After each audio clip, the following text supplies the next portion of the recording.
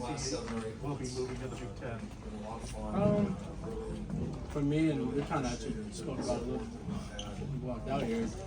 I mean, it was a surprise to all of us. I mean, I would think even y'all it was a surprise because nobody really saw it or knew. And so, like I said, it was a surprise, but it was a quick, okay, cool, and then moved on right from the talk and all the hype. Nothing to it. Yeah, I literally saw it and was just like, oh, okay, well, we still got this season to play, and it's on the back foot this season, so if it's not urgent, then there's no need to focus on it right now. When you guys are transferring into SC out of from different leagues, how much did the perception of Pac-12 football that's kind of ongoing right now influence your decision? I mean, what was kind of your take on that coming from the Big 12 and SEC? What perspective are you trying to? Yeah, just in terms of how you viewed the Pac-12 as outsiders before coming in. Yeah, not at all. It was really just the opportunity to be at SC and be a part of something that we're trying to build here. It just seemed like something special that I want to be a part of. For me, trying to be a part of something historic. I mean, being a part of USC is already historic, but you know, trying to get USC back to what it was is in itself also historic. So, trying to be a part of that and help this team get to our main goals. To follow up on that, what was the deciding factor? Like NIL, the California sun with the beautiful women on the beaches, or just following your coach Lincoln Riley. Like, what really was the deciding factor for you to leave Oklahoma and come? The deciding factor for me actually was one, how familiar I was with all of the people that were coming over here, coaching staff, nutrition. Obviously, as everybody knows, Coach Riley. And also, I was very familiar with the families, very close, anything like that, with all the families, sons or daughters. And then I didn't want to feel like a freshman again, having to go to a new place, learn a whole new offense. I for sure didn't want to go to a new school and be in that position and kind of feel how I felt last year. I wanted to keep progressing and really feel more free. Be a Coach Riley Part 2 out there and enjoy playing more because I know more. What have your initial impressions of Jordan Addison been in the throwing sessions and just being around him this summer? Yeah, he's Great. yeah, he's been pretty good. He's very explosive, really good body control. He's probably one of the fastest on our team too. And so I can't wait to see him on game day and all the adrenaline's going and he gets the ball in his hands and just to see what he can do. You guys have been here since the spring, and you know where the program's been and where it wants to go. What's been the biggest growth you've seen in this team from spring till now? Culture. Yeah, culture. Can you expand on that a little bit? Yeah. For me, I got here and our bodies, even myself, our bodies, they don't look how they look now. I've lost 6 pounds, lost 2% body fat. I mean, if you go look at our picture that we just took, I mean, my O-linemen have almost 6 packs. It's really cool. You got linemen pumping out 40 reps on 225. You got the younger linemen pumping out 25, 30 reps on bench at 225. Our squats are heavy. Our movements are really functional and well.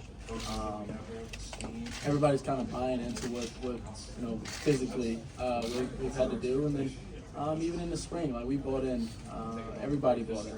We have leaders that have helped push that along, and we also have leaders like Shane, myself, and then we have leaders like Coach Riley, and then we have leaders that also help Coach Riley, and we have TK.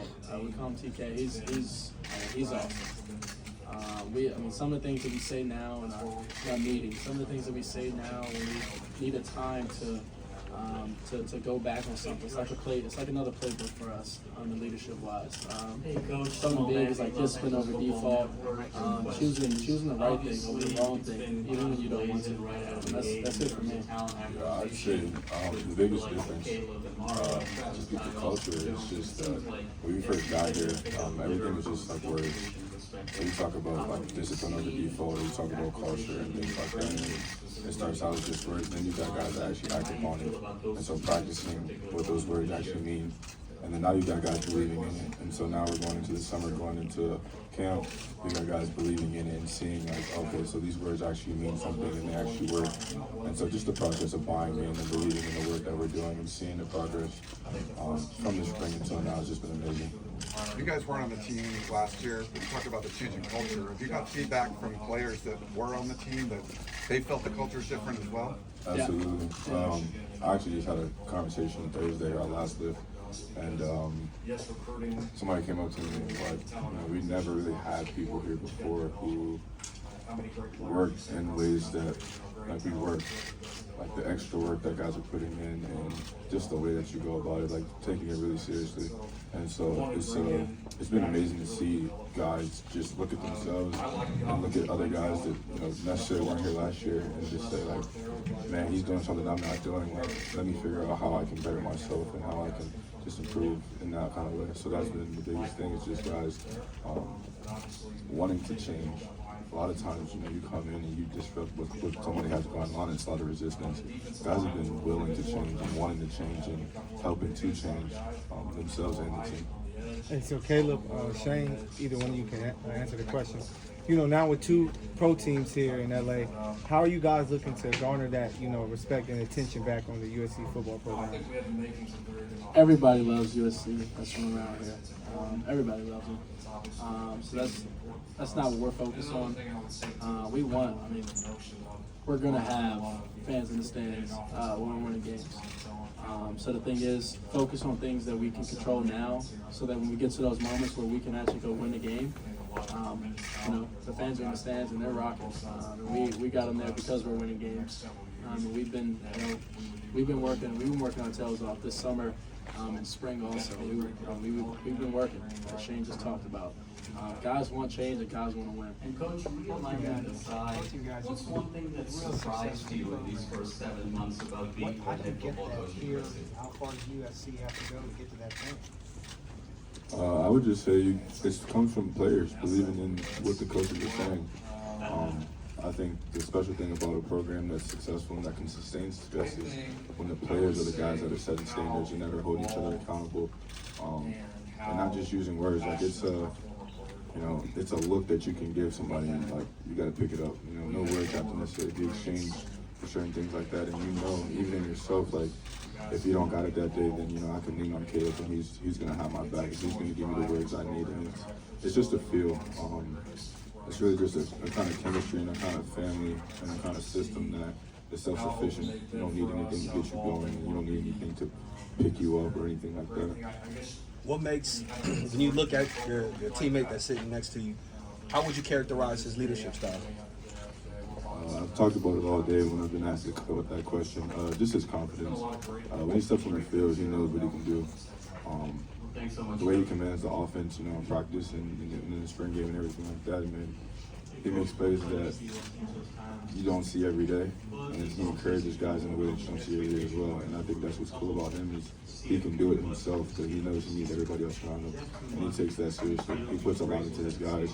He puts a lot into all of us on the other side of the ball as well, defensively in every way he can. And so that as good as he is, he's giving all he can to everybody else, and so you can't do anything but give it all back to him, and that's the way it should be. And you guys are originally both from the DMV area. You guys are teammates now. Did you guys know each other back in high school? Was there a connection there at all? Yeah. To be a funny story is we didn't really know each other, but we were messing with. We have some mutual friends. Mutual friends. Yeah. There we go.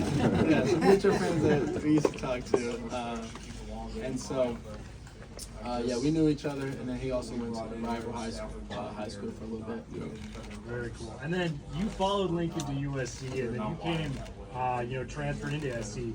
What's it about Lincoln that makes him the leader and person that you guys want to, follow and come to LA for in the first place? Oh man, when I met Coach Riley, man, just the conversation that we were having, it just didn't feel like a conversation I had with any other head coach before. When I came out of high school, when I was in the portal, It was just a unique conversation. It was about building something special. It was about building a culture, setting a standard, and just being a part of something special. Something that he just kind of sold it to me, like, you want to be a part of this. And I was like, I think I do want to be a part of this. So, he just, he brought me here just through his words and just who he is as a person, somebody I want to follow. Jordan Addison's a DMV guy as well. Do you guys know him at all, or any relationship there? I did not, but he's from like an area close to mine too. So yeah. I didn't really know him that well. I knew of him. Didn't really know him that well.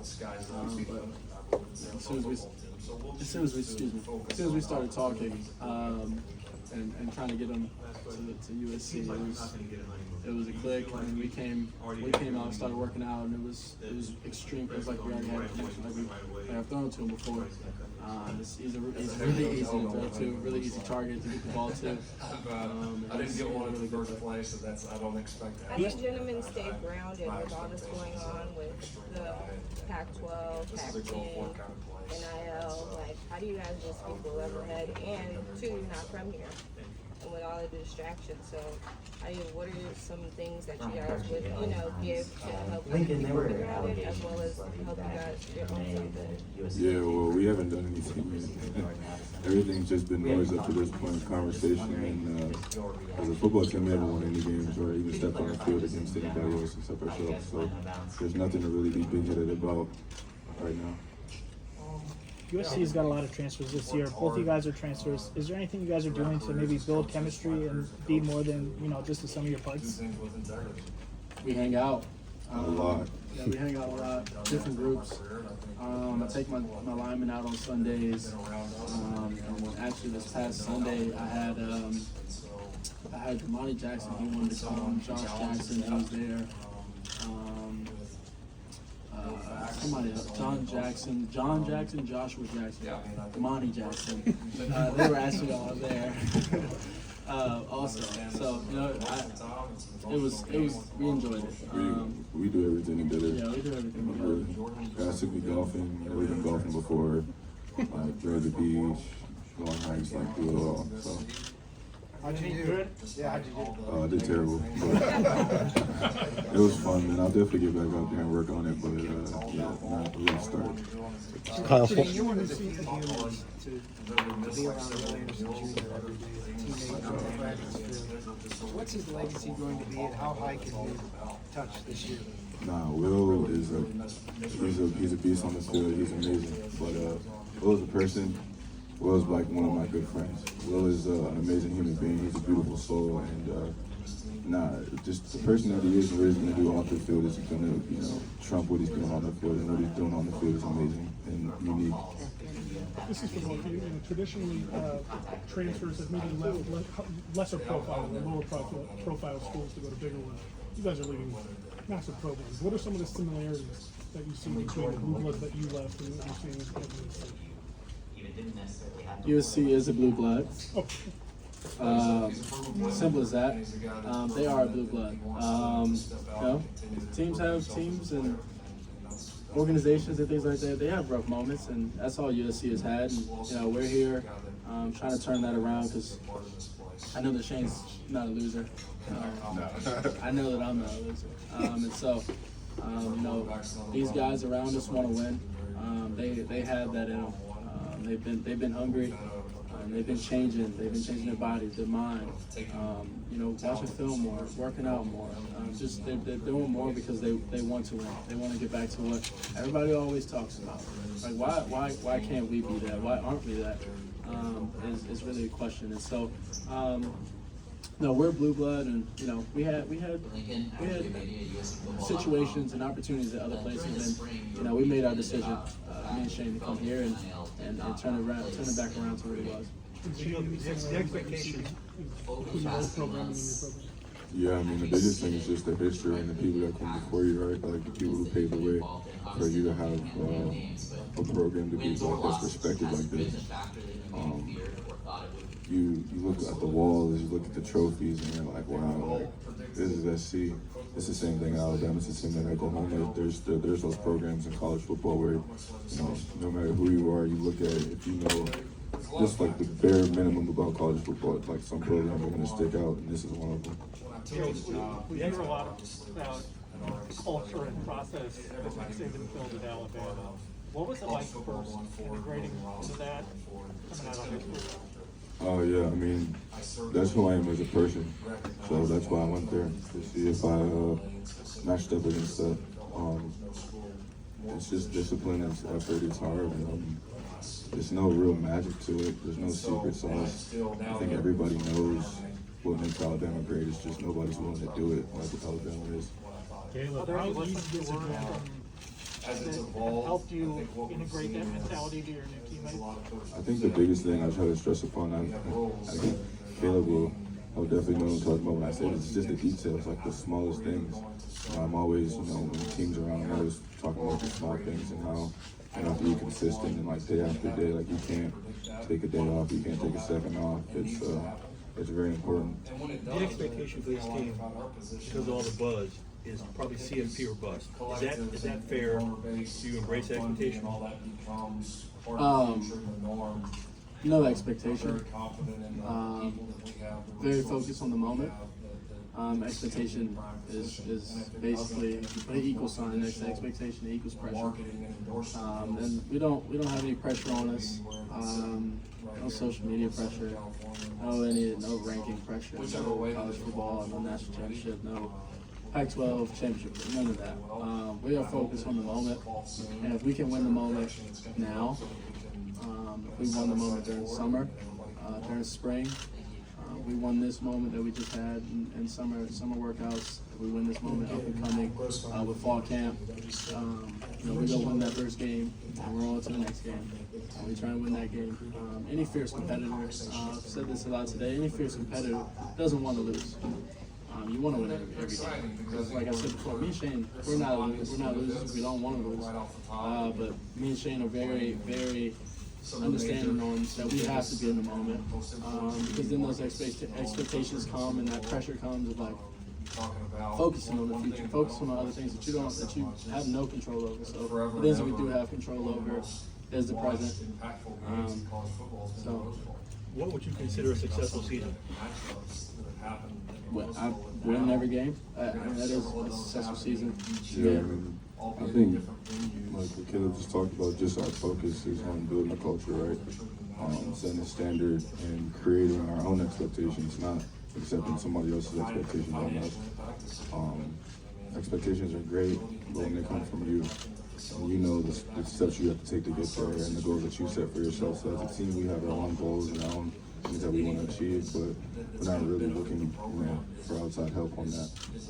What does it say that USC could go to 4-8 to that point in 1 year because of you guys and scores of these players?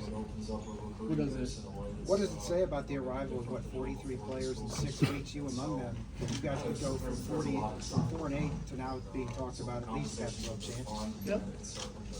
It's awesome. We got a bunch of guys, a bunch of special guys. In the rooms with us, working out with us, getting up and grinding, coming back and getting extra film, or making sure that you're getting extra treatment and things like that. We have guys that are grinding, guys that want it. So it's great, but I mean, it's nothing. When it happens, it's nothing that's going to be a surprise. Yeah, it takes work. It's not just going to happen just because people come. Yeah, still got to put the work in. Yeah, we've been working and we've been putting the work in, so it's not going to be a surprise. It's what's going to happen. And when it happens, like I said, it's not going to be a surprise. I mean, we'll be happy, of course. It wouldn't be. I can't wait. A lot of people change when they get to this town. Is Lincoln changed? I mean, he might wear some flip-flops more often, but other than that, he hasn't really changed much. He stays him, and that's what we love about Coach. Have you guys noticed the difference between? With Mario following you from Oklahoma here, it's tough for a transfer. You're moving to a new city and adjusting anyways. How much of a help has it been, not to only have the talent that Mario was bring, but the friend that you can count on and rely on in the locker room? Yeah, that's my guy. We're always messing around. Sometimes we shouldn't, but that's my guy. He's been very helpful. He knows the playbook. He knows how to run routes. He's very good at route running. Very good at catching balls. So he's been awesome. He's helped out with other guys, teaching other guys. You know, when somebody messes up or somebody does this and that, he might not get on him, but he will speak up and like help you out. I'll be more or less the one to get on him. But, Thanks, guys. yeah. When you guys were making the decision to transfer, I'm sure you looked at the roster and that played a little bit of a role. Talk about the offensive line. How much of a role did that play in your decision? You're walking to an offensive line that's got interior guys returning their fourth-year seniors. And then on the defense, you know, how big of a role is that for you? Knowing that that's kind of been USC's Achilles heel the last couple of years. As far as defense, I'm not gonna lie, I didn't look at any roster. Like I said, it was just the opportunity to come and be a part of something and build something. But then you get here, you see what we got, and I'm like, okay, we got guys. We got great guys on defense. Like I said, everything isn't just about people. There's talent here before. It's just about putting it together the right way. And I think these guys came in with a fantastic plan to do that. Just through the spring, watching the guys in front of me, the guys behind me, the guys next to me, like I'm ecstatic about going into this summer, going into camp, and just being able to build and grow and focus on football. Who's somebody on either side of the ball that's really kind of improved themselves over this past offseason? He's a tax attorney, dude, right? He doesn't talk about it. Says what he's got to say and he gets out of there. I'll speak on defense, just going against them and PRPs and things like that. Caleb Bullock, I can't wait to see him play. Some of the plays that he's gone and got, or that he's done, have been like your eyebrow raises like whoa. I'll give you one instance. We had Mario running to the left sideline. I mean, even like I called him the morning. He ended up going upfield because of scramble drill. And Caleb comes from the right hash, my right hash. And like he doesn't even want to. He gets over top of Mario and bats the ball down. And when I looked at it, I was like, man, like how'd you get all the way over there? I saw him coming, but I didn't think he was going to get all the way over there. And he's made some pretty good plays on me. And I just can't wait to see this defense and what they can do. Caleb, I know you knew Jordan a little bit before he came to USC. Yep. With you, how much were you in his ear maybe during the portal process? I was in his ear.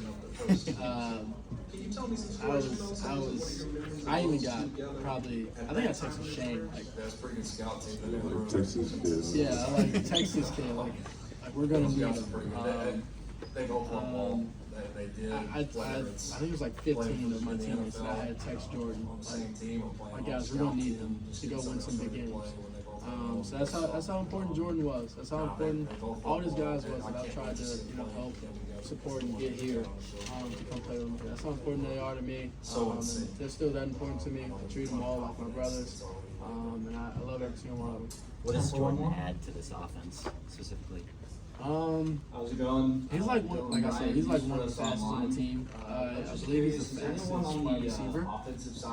He runs like 23 miles an hour, which is crazy. Opens up the playbook, you know what I mean? So, Getting excited in the morning. he has that. Afternoon, all. He can do just about anything. I think we have He's done some things where I'm like, and I've been around great receivers. Really excited about Yeah, I threw a ball back end zone kind of high, and he just went up. I got it over to safety. He went up, caught it, and got 2 feet down. We came to the sideline, so that's Sunday good. Man, he got 2 feet down in the end zone. So no, he's awesome. Mario, Taj, GB. TB, B Rice, Cal Ford, like all these guys, I really can't wait to get them the ball, let them explore what they can do in this offense. There's no NIL. We've been having a conversation about seeing we got some really good from Pittsburgh coming to USC. Yeah. Without these accusations of how they got here to do. There's no NIL. Yeah, it wasn't about NIL for Jordan. That was one of the biggest things. People thought it was about NIL, and guys on the inside knew that it wasn't. Jordan wants to win. Jordan wants to be the best receiver. And no offense to any other school, but I put myself up there for a QB, and then having a wide receiver like him I'll put that dude over anybody. I mean, he's a smart guy. He understood that. So we were really excited about that opportunity, and he was coming regardless of NIL. Could you tell at all that those allegations kind of bothered him, like while they were ongoing? I mean, no, we actually joked about it one time, like I think it was like $2 or $3 million or something like that they put out there. And I was just like, shuttles and 6 yeah, I was like, what the heck? No, we laughed about it. Caleb, when you think about Shane the man, what do you respect? Shane? Yeah. What do I respect? Yeah. Away from football, what do you respect? He's himself. Shane's himself, regardless. Shane's a quiet person, but when it's go time, Shane's there. Shane always gonna show up. And to answer that question that you had earlier, because I want everybody to know Shane. Everybody thinks of me, and all of y'all think of me as this star, blah blah blah, all of whatever. Shane doesn't care about any of it.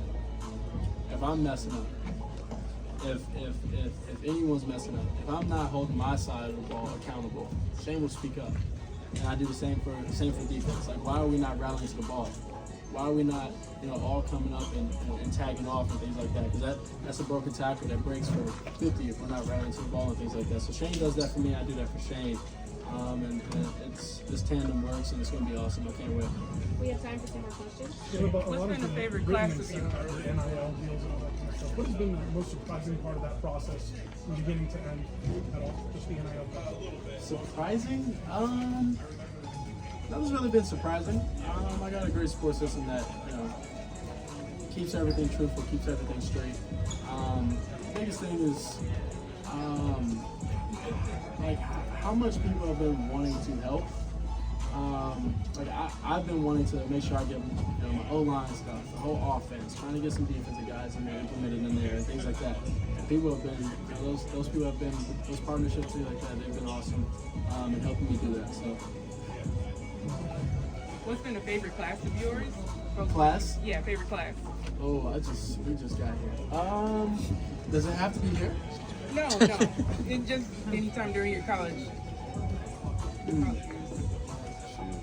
I had some pretty good business professors. I got my undergrad in marketing and environmental psych, and just that combination, I appreciate it a lot because it goes hand in hand. And yeah, I mean, great teachers do a lot for you. So I think education is important. I'm a firm believer in bettering yourself. I think you're always students of life, always learning if you allow yourself to. So yeah, not necessarily a class, but just I like learning. You learn every day if you want to. So yeah. For me, I had a teacher, one teacher, and I told her anything that she taught, but her name was Sunny. I still text her now. She's awesome. She's very encouraging all the time. She's always in my corner. She's awesome. Thank you, everyone.